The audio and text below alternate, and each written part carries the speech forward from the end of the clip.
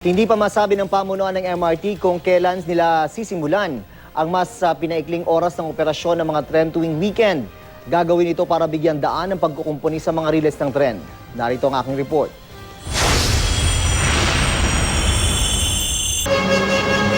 Mahigit 30 beses nang kinumpuni ang riles ng MRT3 mula 2013. Kung hindi raw kasi bitak, ay putol naman.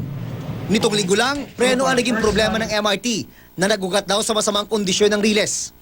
Kaya ang pagpapalit ng riles ang prioridad ng bagong MRT General Manager.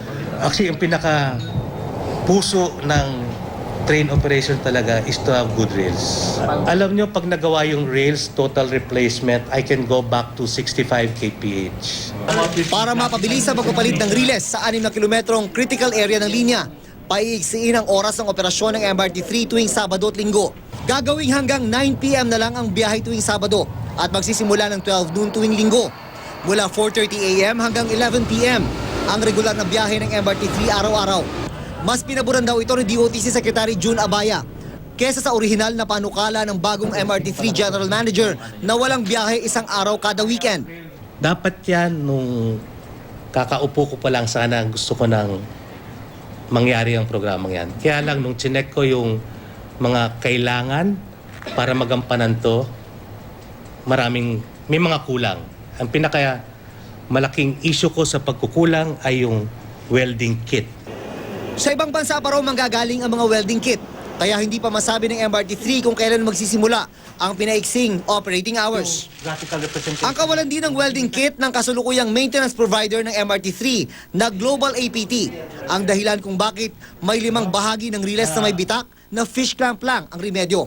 Hindi naman pabor ang Metro Global Holdings Corporation sa pagtigil sa operasyon ng MRT. Ang Metro Global Holdings Corporation ay isa sa mga namuhunan sa Metro Rail Transit Holdings na nagpapatakbo sa MRT3. Nung una raw kasi ang kumpanyang Sumitomo, ang maintenance provider ng MRT3, wala raw noong ganong problema. Ang talagang naging problema niyan is walang pyesa itong mga local maintenance providers. Wala silang pyesa at of course, 12-year-old system na walang pyesa, kaya nagbe-breakdown. Sabi ng MRT, may mga kababayaan din noon ng Sumitomo. Ang dapat sana'y grinding na kailangan ng mga riles taon-taon ay isang beses lang ginawa ng Sumitomo sa loob ng 12 taon. Hindi raw na ito ginawa ang isang beses kada taong grinding na kinakailangan ng mga riles para mapanatili ang kaayusan nito.